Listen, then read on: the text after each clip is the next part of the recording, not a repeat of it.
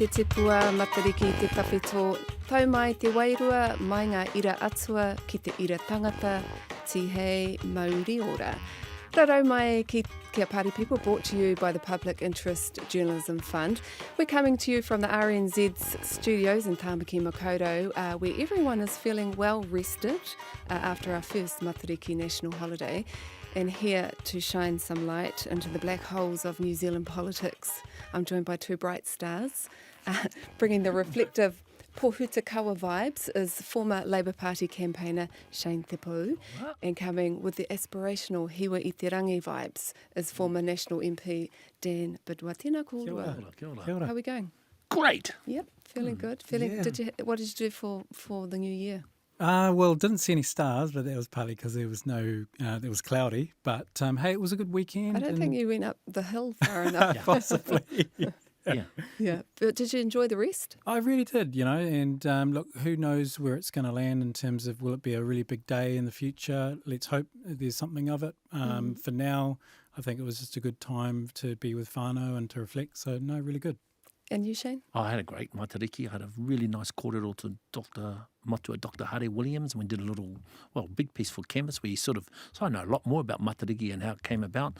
And then I went down to Wellington and hung up with those Lambton Key sort of Māoris, and had a lovely hangi with Riwi Spraggan and about 6 You went to the Māori Matariki chefs, dinner? the Matariki dinner.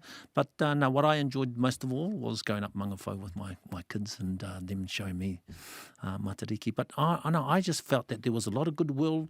Whānau were enjoying themselves, a lot of diversity in terms of the events. And I'm hopeful, and I reckon it will get gravitas, and I reckon in 5 or 10 years' time we'll look back and thought, why didn't we do this sooner? I think it's just going to be part of what we do and how we do it. Yeah, for me it was just the midwinter extra day. Yeah. That's so nice. So, at the beginning there was concern around businesses early on saying that the cost of the holiday, would be too much. But, every time I went somewhere, the shops were full, the cafes were bustling along. Do you think that the retail spend might kind of pan it out?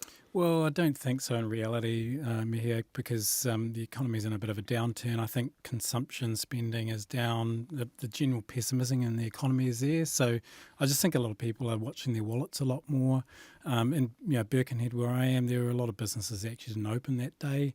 And can you blame them in terms of, hey, if there's not much foot traffic, if they've got increased costs, they may as well just shut. So, look, let's see where it goes in the future. Again, hopeful. I'm learning a lot about Matariki myself. So, but still too early to make a determination on that. Yeah, well, some, Māori have been saying, they don't want it to be commercialised, so perhaps it won't be a commercial holiday, like other Blackout Fridays and the rest of it. Maybe it'll just be about the tikanga and the kaupapa and the kōrero. Yeah, the other thing is that, internationally, our public holidays are pretty much on par with others. So, kind of having a bit of 1 day extra rest, I don't see that as a bad thing.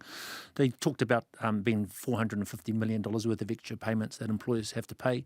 What we do know about long holidays, particularly in the regions, people go home, they'll stay in a motel, stay with fun, and they'll spend a little bit of money. And whilst the economy might be in a little bit of a doldrums, I think that would be a pickup. And, there isn't many public holidays sort of in the middle of July. So, I think from an economic perspective, it'll get some traction also. Yeah, I've got to say, in Auckland, I was driving on the motorway about 5 to get to a karakia, and boy, it was busy on that motorway at that time of morning. I was thinking, all these people getting up and going to their karakia, going to have their wish on 5 o'clock. Slacker. We'll ring it to you would have been there at 3:30 a.m. Yeah. This is true. This is true. Hey, well, big decision, Roe V Wade in the US, the Supreme Court ruling to overturn that decision, a case protecting access to abortion, has been described as a huge moment in their history, and the court's ruling has taken away the constitutional right to privacy that protected access to abortion. So I read the New York Times had an analysis piece suggesting about 20 states are in the middle of, they're expected to now restrict abortions, with another 10 potentially changing too. Dan, well, you've both spent a bit of time in the US, but let's go to you. How does the system work, and how does that Supreme Court decision then, trickle down to those states? Yeah, so look, big news, of course, in the last few days, and fundamentally the US system of governance and the way it treats abortion politically is different to New Zealand, different in two ways. The first is the US is decentralised. It's about 50 states. There's this overarching constitution that says, here's how we're going to be governed, here's your rights as Americans, but pretty much everything else is left to the states. And before Roe v Wade, abortion was a statewide issue. Then in 1973 that was passed, and it's been basically a constitutional right since then. And of course that was overturned recently. So it reverts back to the states. And so that's I think the key distinction is that everything is decentralised, whereas in New Zealand we just have a so much more simpler system. The other thing is politically, I just find the Americans to be very, very divisive on this topic. You're either Democrat or Republican, pro-life or pro-choice. In New Zealand, I just think we're a lot more moderate on this issue. It's been resolved even within the National Party, where I am. It's split, but we're not like the GOP or the Republicans in the US. So I just think it's very, very different, and I don't think it's helpful to wade in on American topics when we're just so different as a country. Yeah, I know, but Shane, the decision's been felt, as we said, globally by women, and here in Aotearoa, there's concerns that there's going to be somewhat of a crusade, like that comes out of America, like the QAnon and the anti-vax. I'm prepared to wade in because I show solidarity with women in the USA as I do all over the world in terms of the sovereignty over their whole body, dance over their bodies. And actually, it's not just about the access to abortion. It'll have effects in terms of getting insurance if you've had previous abortions. It'll be about contraception. It'll be all of that. And Dan's analysis of the US is sort of right, except when it comes to gun control or the lack of it. So it's a bit schizophrenic from that perspective. But who will be most affected by this? It'll be blacks and Hispanic and poorer women in the southern states like Alabama, Louisiana, that won't have access to healthcare. You said that, it's quite divisive over here, but, we've seen a little bit of that in the last couple of days here. The decision, the National Party leader, Christopher Luxon, he's being really quick to reassure the public that, Aotearoa won't see the revisiting to those abortion laws here. But 65% of the Nats voted against decriminalising abortions. Can New Zealanders trust them? Well, yes, New Zealanders can trust them, and it's actually a little bit just over 50%, that figure. But I think it was 63%. No, I think it's about 19 out of 33 MPs, so it's about 53. Sorry, across all across the whole board. Okay. Yeah, about 65. Yeah. Okay. So it's quite close. Yeah. So look, but National has made their position abundantly clear that under a Christopher Luxon prime ministership, with Nicola Willis deputy, we will not touch this issue. It has been addressed, and we're not going to relitigate it. And I think that's quite clear. Where it's happened in this week is you've got MPs that have individual views, and that is fine. This is what democracy is about. There are views out there, and MPs should be allowed to share those views. But I think in Simon O'Connor's case, which he acknowledged himself, it was just a bit insensitive the same day that came out. And so I think he did the right thing, and he apologised and took that down. So is it smart politics shutting it down straight away, throwing out the private didn't quite, I'm a Twitter tragic, as people will know. It took him 3 goes to get his line. His first line was, well, it got nothing to do with us, different constitutional arrangements. And then there was a second, and then the third basically cleared the matter up. But the reality is, Dan, that National has problems because they have a number of people that have very fundamental perspectives. O'Connor is one, Shane Rete unfortunately is another. You've got Simon Watts. You've got, so it's not uncommon with the National Party. But the other thing is that there were 9 Labour folks, and particularly a number of Māori that voted against him, but not the fundamental issue of access, but some of the later stuff. And I decried that at the time, and I think it's inappropriate for people to vote that way. I get that it's a conscious vote, but I think access to healthcare for women and sovereignty over their own bodies is quite a fundamental right. Yes, and I agree with Shane. I mean, I voted in favour of the abortion changes, so I think we're in agreement there. Yeah. For National, it's a broad church party. Is it going to hurt them? Is it going to hurt them, this? No, I think... If the election was next month, would this have hurt them? No, I think it's been addressed. Luxon has clarified his position, and yes, probably it could have been a little bit earlier, but otherwise he's clarified his position. And I think for most New Zealanders, they want to see us focus on the issues that matter, and this is just not an issue that matters for them. It's been settled in the last Parliament, and we're focused on the issues that matter. Can you understand how women who have heard the views of Christopher Luxon might be feeling, because this is actually about the sovereignty of your tinana. Yeah. So can you see how women will still not be 100% absolutely, okay and with that? there's nothing in Aotearoa that says law is settled. Law is not settled. You've got Christopher Pink and others that have talked about private members' bills. So nothing is settled. The problem that Luxon has is he fundamentally believes, and as he has said, that murder is that abortion is akin to murder, and it just goes against his core belief. Can I just ask, is it right that he has actually said there will be no private members' bills, though? MPs all have a right to put a members' bill, No, but I think Christopher Luxon has said that there won't be any that change the address. I'll need to clarify that, but let me tell you how the process for members' bills works, which is, yes, any MP can put one in the ballot, but in national you've got to take it through the party caucus, right? So you have to win the support of your colleagues to do that. Now you could do what Lewis Wall did when Labour was in opposition and chuck it in there, but I think that would go against the very nature of party democracy, and also I think it would do your own career a disservice. So look, I don't expect any MP to do that. I think Christopher Luxon is very, very clear. We need to be focused on the issues that matter. So I don't expect anything to happen of it. I saw just a member of the public, actually, a woman calling for Simon O'Connor to leave that seat in Tāmaki. Does National have a perception problem that it's overrun by fundamental Christians who don't? And even some in the National Party, particularly when Judith Collins was in charge, that whole act about her being in the church, even people in the National Party, they would use the term the Taliban. It's not a term that I would use. I found it a little bit offensive, but I think it does. And also I think that O'Connor, some of his politics particularly does need a spotlight shine upon it.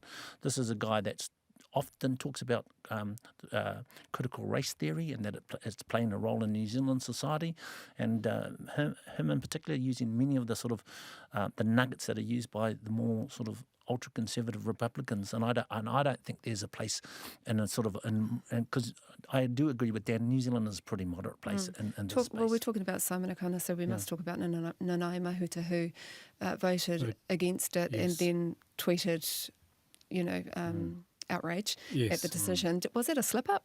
No, I think that's where you've got to distinguish personal views from party policy.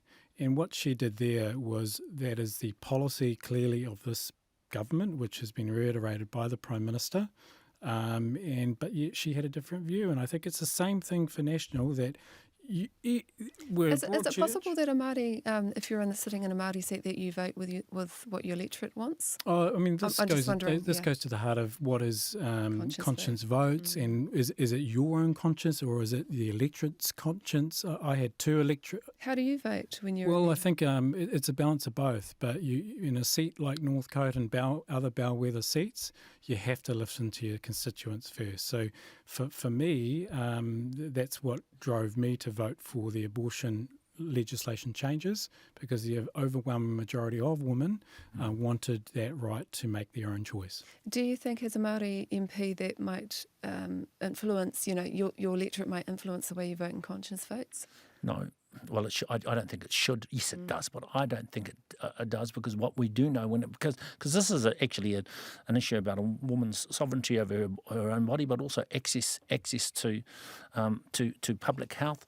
And the reason that the law was changed last time, prime example, because you had to go through your GP, you had to go through a process, which meant, for instance, women from the West Coast couldn't get access to that level of healthcare. They had to go somewhere else. So I understand conscious votes, but on this particular issue, I think those Māori MPs got it absolutely wrong. Yeah, we Foreign Minister, Foreign Affairs Minister Nanaia Mahuta has also been in the spotlight over the allegations of lack of transparency. I think you raised it last time, but it's kind of grown legs. Her husband, his nephew and his wife have been working on the Environment Panel, providing solutions around waste minimalisation. Does it really matter who your whānau is if you followed the conflict of interest protocols? Well, look, it certainly doesn't look good, and New Zealand has a tradition of upholding, a very corrupt-free environment, and we need to protect that and live up to that. So I think it's right that the Ministry of Environment runs their official investigation and actually just sees here are the checks and balances in place, is the due diligence, were those people actually the most best fit people for those roles? If that's the case, then yes, I think it's fine. And I think there's many cases, in Parliament of this happening and in government. Could you not say that almost every panel would have somebody who might be associated or have worked for or worked with or related to? Which is where you're right. It's about the conflict of interest process and the due diligence required. If it's literally Mahuta saying, come on, mate, or come on, whānau. But she wasn't. She's not the Environment Minister. Yes. And in fact, those decisions aren't even made at a ministerial level. Yeah, so look, we have it. I was just going to say how different is it from, there's been a few examples, Amy Adams' sister and Bill English's brother, and you've got Hekia and the late Tāwida Gardner. Yeah.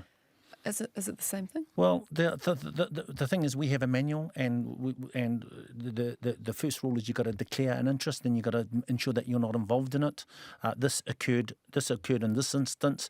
It occurred when Bill English's brother, well, he was the Minister of Finance, got a very important job at the Reserve Bank, and Mary English was involved in a bid for a $10 million contract. She got that, but the interest was declared. And, New Zealand is a small place, Te Ao Māori is a small place, but also Te Ao Māori in the environmental sense is a small place. The other thing is that I'm really disturbed that someone who's quite innocent, Tāmoko Ormsby, for instance, he's had to face the public wrath, over a $29,000 project that was really important. It was about suicide prevention in Ngarawahia, and there were a number of suicides, and it worked. It worked for our people. Is that just politics? A lot of it is the nature of politics. Get kind of targeted, and they become the story when really they're not public figures. They're just. Look, this Tāmoko Ormsby. All I did was I googled him. He's doing a master's at the moment in circular economy. He's pretty smart. His wife, she's running a business. She provided refurbished laptops to cope with the long-distance learning requirements through the school. It's all about recycling and reusing and stuff. Perhaps they are the right people. Yeah, well, let's see what the investigation uncovers. And as I said, it's about that conflict of interest register, which I agree with Shane, but also the due process.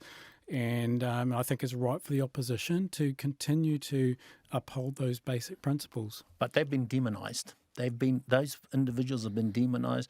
The ministers have been demonised when she has followed the same process as the Adams whānau, as the English whānau, and other family. The point of difference, I think, is the point of difference is, I think, is because they're Māori. Well, no. If they'd followed the right process, it would have been. Is it the same scrutiny? Well, if it was a clear case of following the due process, then it would have been clarified already, right? So the fact I thought it was. I thought that there was a process and it was clarified. Yeah. Well, if that's the case, when understandable. But I think the case when it comes out, we'll talk about it again, exactly. and we can work out. Yeah, but some have said even the perception. Perception has to be based on some reality. Those 5 people that are on the environmental board, they probably don't get paid a heck of a lot. I know them separately. I would have to step aside if it was conflict just about of interest. perception. One's my sister. Yeah, that's she right. Definitely doesn't get paid That's much. right. But the thing is that what I say is that the Te Ao Māori world is small, and that environmental sector is smaller also. It is. Hey, let's talk about NATO. Jacinda Ardern is the first New Zealand Prime Minister to be ever invited to the NATO Leaders Summit. Is that a big deal? Look, it's a big deal for New Zealand. I think we just need to clarify New Zealand's been invited Yes. alongside other allied countries. She's And the Prime Minister. yes, but I think it's what we just need to be clear. It's New Zealand's place in the world that's got that's got us the invite. It's not about a Prime Minister being personally invited. It's like it is. We're going as close allies of NATO. Would you say that if it was Sir John Key? Yes, I would. Honestly? Yes, I would. Yes. So look, Okay. but it is good news. She's not going to the actual summit itself, but she's building that relationship closer to NATO. NATO is very, very important for us. It is the Western Alliance, really.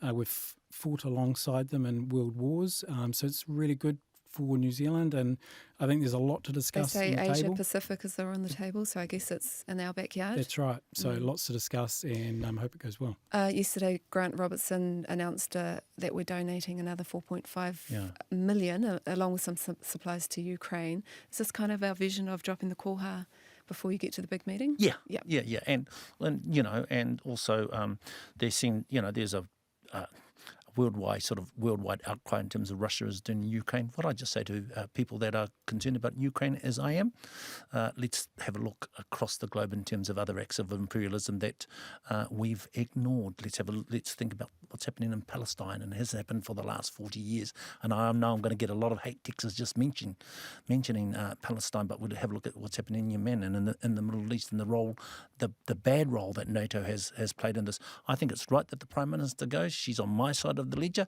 but I want to ensure that we've got an independent foreign policy, particularly when it comes to the South Pacific. Yes, and there is also the free speech that you're allowed to talk because speech is free, Shane, so you can just say that when someone comes at you. Also over there for the trade negotiations, what's the sticking point in that, do you think? Look, agriculture is a big sticking point for us. So, market access for beef and sheep is a key thing, and I think there are a number of European countries that just don't want us to have access. So, I think that'll be a real key point for us. And I think she ought to be prepared to walk away from this discussion. Let's get a good deal for New Zealand, not any deal. So, it'd be great to have this. I don't know where it's going to land, quite frankly. I think the EU has got a huge amount of complexity and other issues on their table, and we're a very, very small component of that. So let's see how it goes, and we'll. Yeah. What do you think? Should they walk away if it's not enough? Well, look, what you can do is you can have a different approach to agriculture, because that will be the sticking points, particularly amongst the French farmers. But she does have a very good relationship with Macron, and what people are saying is that she may in fact be a peacemaker between the problems that Australia and France have had over their nuclear submarines. So I think it's not just the Prime Minister, but I think it's the space that she holds particularly in relation to that. No, I think that we do want an agricultural deal, but if we can get other things over the line, like our strengthening IT sector, visas for young people to go to those European countries, and for some of the skilled people to come to New Zealand, I still think there's a lot on the table. Excluding agriculture. Could be like a treaty deal where you settle for 2% and then just get on with it. And there's a whole lot of things that come out of just having the deal, eh? Very smart analysis, Mihi. Very smart analysis. Hey, Paul Eagle, he's put his hat in the Wellington Mayor race. Should he step away from politics, or he's taken 3 months leave, yes, and he's going to donate his salary, but is that good enough? Yeah, well, look, hey, good luck to him. It's he's a really good guy, and wish him well for the contest. But he's basically being paid to be an MP at the same time. I think what he's put on the table, essentially donating his funds to charity, is good.